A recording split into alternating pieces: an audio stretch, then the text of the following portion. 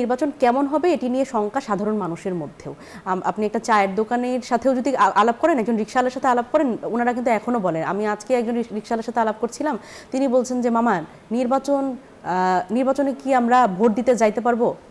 তো এই আশঙ্কাগুলো সবার মধ্যে, এবং আমাদের কিন্তু বাংলাদেশের যে সংকট, নির্বাচনকালীন যে সংকটটা, নির্বাচন নিয়ে যে ধরনের অস্থিতিশীলতা তৈরি হয়, অলরেডি আমরা দেখলাম যে এই প্রচারণার মধ্যেও কিন্তু, প্রচারণা করতে গিয়েও কিন্তু আমরা দেখলাম যে গুলিবিদ্ধ হবার একটা খবর, এবং এই বিভিন্ন জায়গায় কিন্তু মনোনয়ন নিয়েও কিন্তু আমরা যেই ধরনের অস্থিরতা দেখছি, সেই জায়গা থেকে যত নির্বাচন যখন আরও কাছে চলে আসবে তখন আসলে কী ধরনের সংকট তৈরি হবে এটি নিয়ে সাধারণ মানুষও কিন্তু একটু চিন্তায় আছে, সেটা তো অবশ্যই, এবং আশঙ্কার মধ্যে আছে। বিএনপির পক্ষ থেকে যেটা খুব পরিষ্কারভাবে বলা হলো যে নির্বাচন হবে কিনা বা সুষ্ঠু হবে কিনা সেটা নিয়ে একটা শঙ্কা আছে। জামায়াতে ইসলামের পক্ষ থেকে এরকম একটা শঙ্কা আছে, তারাও বলছে যে নির্বাচন সুষ্ঠু হবে কিনা জাতির সামনে প্রশ্ন দেখা দিয়েছে। প্রশ্ন হচ্ছে এনসিপিও কি সংশয় আছে কিনা। আরেকটি বিষয়, ত্রয়োদশ জাতীয় সংসদ নির্বাচন নিয়ে নির্বাচন কমিশন যদি পক্ষপাত দুষ্ট আচরণ করে তাহলে এনসিপি বলছে তারা কঠোর হবে।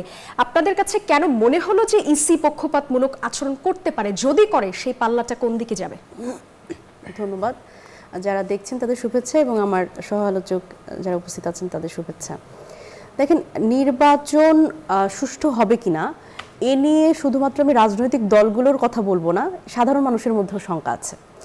নির্বাচন হবে এ ব্যাপারে কারোর কোনো দ্বিমত নাই, কারণ আমরা সকল রাজনৈতিক দলই বারবার করে বলছি যে নির্বাচনটা হতে হবে।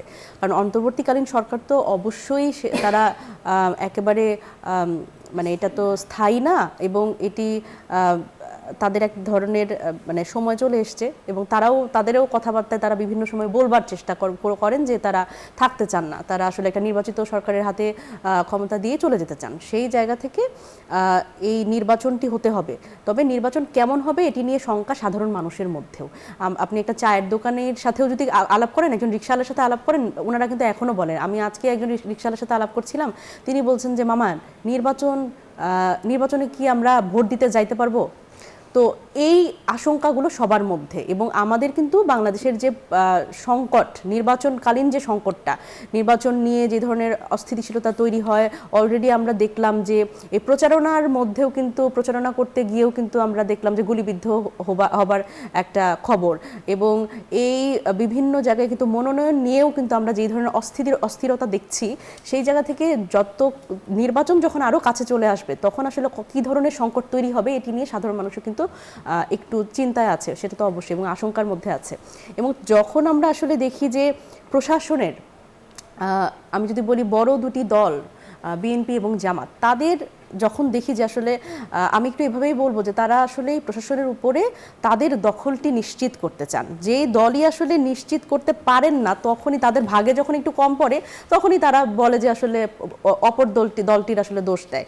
তো এইখানে আমরা কিন্তু বারবার করে এই জন্য বলেছি যে এই প্রশাসন, পুলিশ প্রশাসন, এটি কিন্তু গত 17 বছর আমরা দেখেছি এটি দলীয়করণের ফলে কি পরিণতি হয়, এবং একটি সরকারেরও কি পরিণতি হয়, তাকে মানে ছাত্র জনতার গণ অভ্যুত্থানের মাধ্যমে চলে যেতে হয়, দেশ থেকে পালিয়ে যেতে হয়। সুতরাং এই প্রশাসনকে আসলে যদি রাজনৈতিক দলগুলো দলীয়করণের মধ্যে আবার ফেলে, তাহলে কিন্তু বাংলাদেশে আবার একটা গণ অভ্যুত্থান হবে।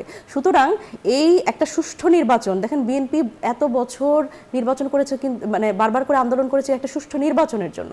তারা আমি যদি বলি যে 14 সালে নির্বাচনে যান নাই, তারপরে 18 সালে নামকাওয়াস্তে গেছে, 24 নির্বাচনে তারা অংশগ্রহণ করে নাই। কেন বলেন তো? তারা লেভেল প্লেইং ফিল্ড নাই বলে তারা কিন্তু নির্বাচনে অংশগ্রহণ করেন নাই। সুতরাং সেই দলটি আবার দেখেন প্রশাসনে কিন্তু তারা এক ধরনের দখলের চেষ্টা করছে, এবং জামাতের ক্ষেত্রেও কিন্তু তাই, যে তারাও কিন্তু প্রশাসনে এক ধরনের দখলের চেষ্টা করছে। যেই দল, এবং জামাতের ক্ষেত্রে তো আমরা দেখলাম যে তাদের তো আসলে মানে খোদার পক্ষ থেকে, আল্লাহর পক্ষ থেকে সূর্য থামিয়ে দেওয়ারও এই ধরনেরও তাদের ক্ষমতা দিয়ে দেওয়া হয়েছে। সুতরাং প্রশাসনে তো আসলে যারাই কথা শুনবে না তাদের ব্যাপারে ব্যবস্থা আসলে নেবেন।